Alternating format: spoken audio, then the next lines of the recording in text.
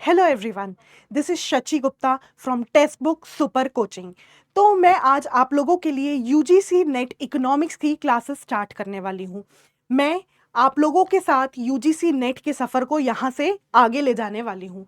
अगर हम बात करें यूजीसी नेट एग्ज़ाम की, तो उसके लिए हमारे पास सिर्फ 15 डेज़ बाकी हैं।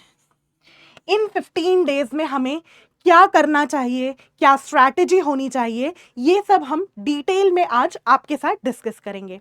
उसके पहले मैं आप लोगों से अपने बारे में कुछ डिस्कस करना चाहती हूँ कि मेरा बैकग्राउंड क्या है, मेरा एक्सपीरियंस क्या है। तो आई एम शची गुप्ता। अगर मैं अपने क्वालिफिकेशन की बात करूं, तो मैंने बैचलर्स किया है कॉमर्स में, मास्टर्स किया है कॉमर्स में, फिर इकोनॉमिक्स में मास्टर्स किया है। मेरा पीएचडी भी इकोनॉमिक्स में ही चल रहा है। मुझे 10 से ज़्यादा सालों का एक्सपीरियंस है इकोनॉमिक्स पढ़ाने में। अगर मैं बात करूं यूजीसी नेट की, तो यूजीसी नेट में मैं आपको इकोनॉमिक्स में हेल्प करने वाली हूं। टीचिंग एक्सपीरियंस की मैं कुछ बातें आपसे शेयर करना चाहती हूँ। मैंने अपना करियर, टीचिंग करियर 2013 में 2013 में स्टार्ट किया था, और मैंने बहुत सारे मल्टीपल सीए कोचिंग क्लासेस में अपनी सर्विसेज डिलीवर की हैं। बहुत सारे स्टूडेंट्स को वहाँ पर पढ़ाया है। असिस्टेंट प्रोफेसर के तौर पे बहुत सारे कॉलेजेस में पढ़ाया है। इकोनॉमिक्स के असिस्टेंट प्रोफेसर, चाहे वो यूजी लेवल हो चाहे पीजी लेवल हो, एमबीए कॉलेजेस में भी पढ़ाया है। कंटेंट राइटर के तौर पे यूजीसी का कंटेंट राइटर एंड अदर बहुत अच्छे पब्लिशर्स के साथ भी मैंने काम किया है, और 5000 से ज़्यादा स्टूडेंट्स को मेंटर किया है इकोनॉमिक्स के लिए। मेरा कुछ रिसर्च पे भी एक्सपीरियंस है। मैंने 5 से ज़्यादा रिसर्च पेपर जो हैं वो पब्लिश किए हैं। ये paper Scopus, UGC net, UGC care journals और हमारे पीयर रिव्यूड जर्नल्स, इन सब में मैंने 5 से ज़्यादा पेपर्स हमारे पब्लिश किए हैं। प्रेजेंटेशन भी बहुत सारे कॉन्फ्रेंस में, चाहे वो नेशनल कॉन्फ्रेंस हो चाहे वो इंटरनेशनल कॉन्फ्रेंस हो, सारी कॉन्फ्रेंसेस में मैंने क्या किया है, अपना पेपर प्रेजेंट किया है। मेरा एक पेपर जो अचीवमेंट मैं आप लोगों के साथ शेयर करना चाहती हूँ, मेरा एक पेपर लिलेहैमर लाइफ लॉन्ग लर्निंग में नॉर्वे में प्रेजेंट करने के लिए एक्सेप्ट किया गया था। ठीक है, अब हम बात करते हैं। मेरा इंट्रोडक्शन हो गया, मैंने आप लोगों को बता दिया कि भाई ठीक है, मेरा ये क्वालिफिकेशन है, मेरा ये एक्सपीरियंस है। अब हम बात करते हैं आज 15 दिनों की स्ट्रैटेजी का। 15 दिनों की लास्ट की स्ट्रैटेजी हमारी क्या होगी वो हम देखते हैं। पहली फॉरमोस्ट इंपॉर्टेंट बात, हमें क्या करना है, सिलेबस को और पैटर्न ऑफ एग्जाम को ध्यान में रखना है। हमारा सिलेबस 10 यूनिट्स में डिवाइडेड है। मैं इकोनॉमिक्स के पेपर 2 की बात कर रही हूं, ठीक है, micro, macro and other units. और उसके साथ साथ हमें एग्जाम का स्ट्रक्चर भी देखना है। स्ट्रक्चर मतलब सारे यूनिट्स को क्या इक्वल वेटेज है, अगर इक्वल वेटेज नहीं है तो किन पर्टिकुलर यूनिट्स पे ज्यादा फोकस किया गया है, ये चीजें हमें एग्जाम के पैटर्न को एनालाइज करके मिल जाएंगी, जिससे हम क्या कर पाएंगे कि हम उन टॉपिक्स पे ज्यादा ध्यान दे पाएंगे जो एग्जाम में आ रहे हैं। अब हमारी दूसरी स्ट्रैटेजी क्या होगी, टाइम मैनेजमेंट। हमने देख लिया, पैटर्न देख लिया, सारी डिटेल्स देख ली कि भाई इस टॉपिक से ज्यादा क्वेश्चंस आते हैं, इस टॉपिक से कम क्वेश्चंस आते हैं। अब टाइम कैसे मैनेज करना है। पेपर 1 भी है हमारे पास, पेपर 2 भी है हमारे पास।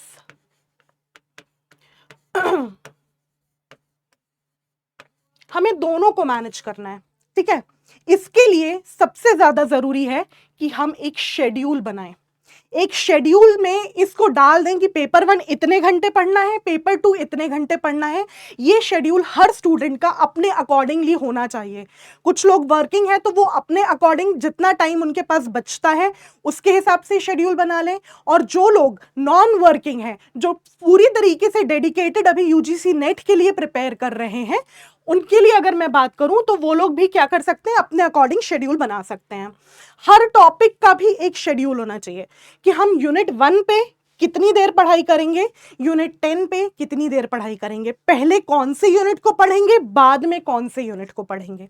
ठीक है, गोल सेट करना है कि मुझे इस पर्टिकुलर एरिया से 185 से 200 के बीच में स्कोर करना है।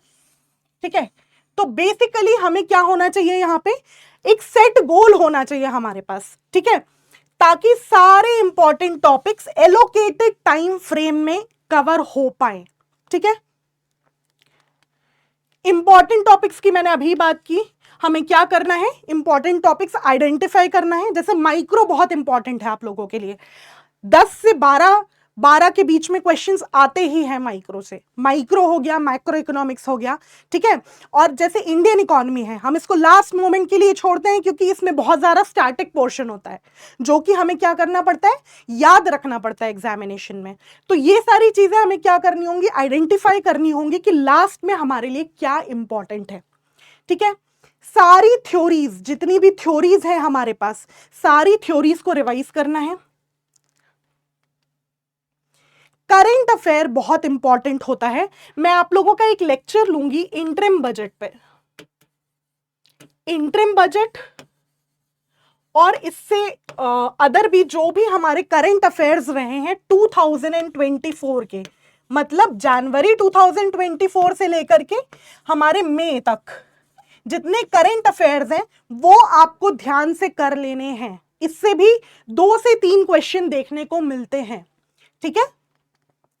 स्टैटिक पोर्शन, जैसे कि मैंने आप लोगों को बताया, फाइनेंस कमीशन और उनके जो चेयरमैन होते हैं उनके बारे में क्वेश्चंस पूछे जाते हैं, वो कर लेंगे। बुक्स और ऑथर्स, अभी पिछले कुछ अटेम्प्ट से ये देखने को मिल रहा है कि बुक्स और उनके ऑथर्स के नाम हमसे पूछे जा रहे हैं, ठीक है। थ्योरीज और उनके प्रोपाउंडर्स कौन है, ये तो पहले से हम देखते हैं कि हमें पूछा जाता था। मॉक टेस्ट को प्रैक्टिस करना बिल्कुल भी मत भूलिएगा। पीवाईक्यूज मैं आप लोगों के साथ डिस्कस करूंगी। अब हमारी नेक्स्ट क्लास जो होंगी उसमें हम पीवाईक्यूज ही मैं आप लोगों को सॉल्व करवाऊंगी, आप लोगों का इसमें प्रैक्टिस करवाऊंगी, ताकि आप लोगों का जो कमांड है ना सब्जेक्ट पे वो बढ़ सके, आपका कॉन्फिडेंस जो है वो बूस्ट हो सके। मॉक टेस्ट आपको अपने एंड पे अभी प्रैक्टिस करना स्टार्ट कर देना चाहिए। मॉक टेस्ट हमारे टेक्स्ट बुक पे अवेलेबल है, आप जा करके मॉक टेस्ट अटेम्प्ट करिए।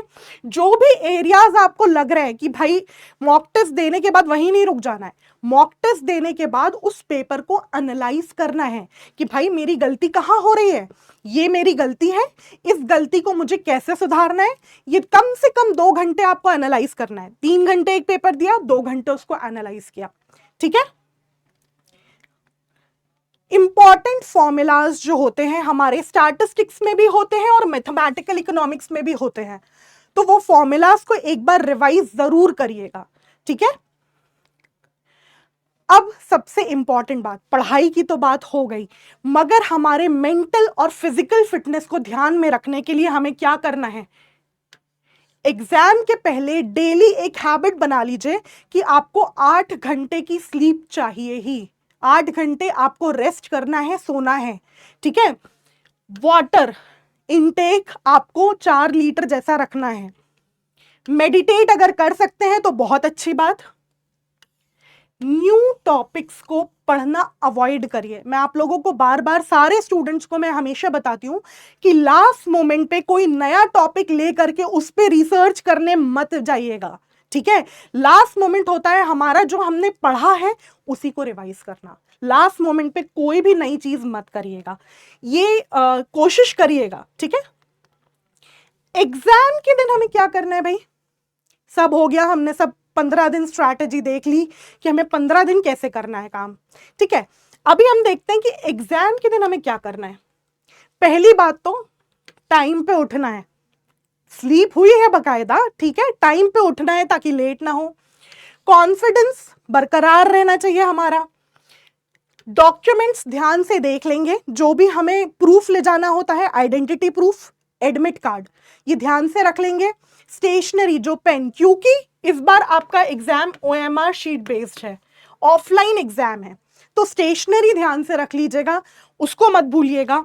और एग्जाम सेंटर में एडवांस में पहुंचिए, ठीक है, उसमें डीले मत करिएगा। आगे बढ़ते हैं।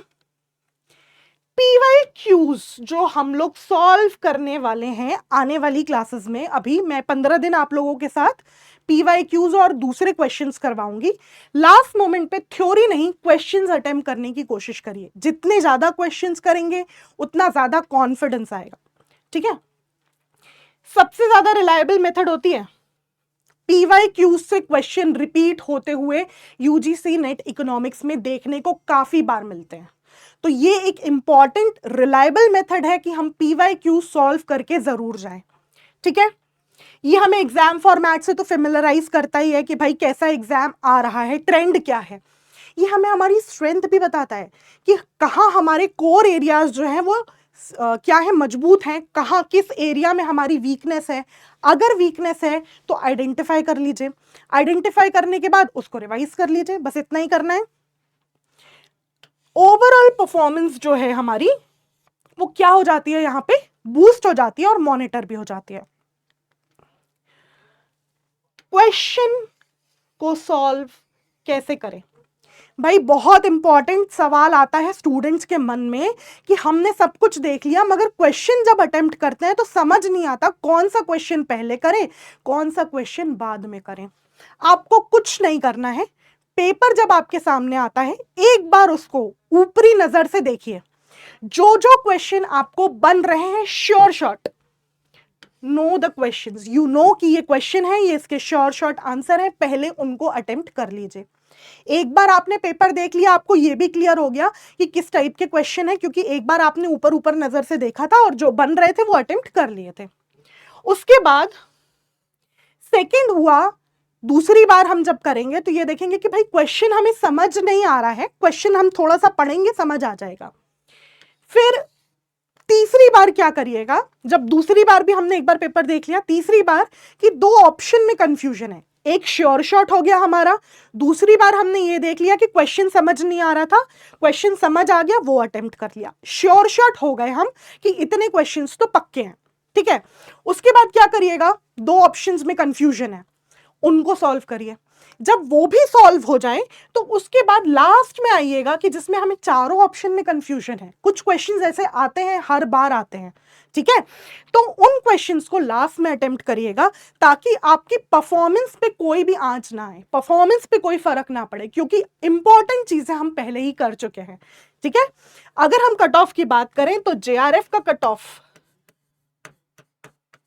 लगभग 180 से 190 के बीच जाने की संभावना है अभी तक, पुराना ट्रेंड 2-3 एग्जाम को देखते हुए, ठीक है। अगेन ये डिफिकल्टी ऑफ द एग्जामिनेशन पे डिपेंड करता है, ठीक है। तो हम कोशिश यही करेंगे कि हम कम से कम सेफर साइड 200 मार्क्स अटेन करें, ठीक है। अब ये हो गई हमारी सारी बातें। अब इसके बाद मैं आप लोगों को बोलना चाहती हूं कि टेक्स्ट बुक का हमारा एक ऐप है जिसको आप इस QR कोड से स्कैन कर सकते हैं। इस QR कोड्स को अगर आप स्कैन करेंगे तो हमारे ऐप पे पहुंच जाएंगे। उस ऐप में आपको free live classes, mock test मिल जाएंगे, प्रैक्टिस सेशन मिल जाएंगे, क्विजेस मिल जाएंगे, PDF मिल जाएगा, बहुत सारी डिटेल्स आपको यहाँ मिल जाती हैं। तो इसको डाउनलोड करना मत भूलिएगा, ठीक है। इसी के साथ मैं आज के वीडियो को यहां खत्म करती हूं। मैं टाइमिंग्स आप लोगों को क्लास का बता देती हूं। मैं डेली आप लोगों को मिलूंगी मंडे टू फ्राइडे 8 AM पे यूट्यूब पे और मंडे टू फ्राइडे 12 PM पे हमारे ऐप पे, ठीक है। इसी के साथ आज की वीडियो को खत्म करती हूं यहां। Thank you so much for joining.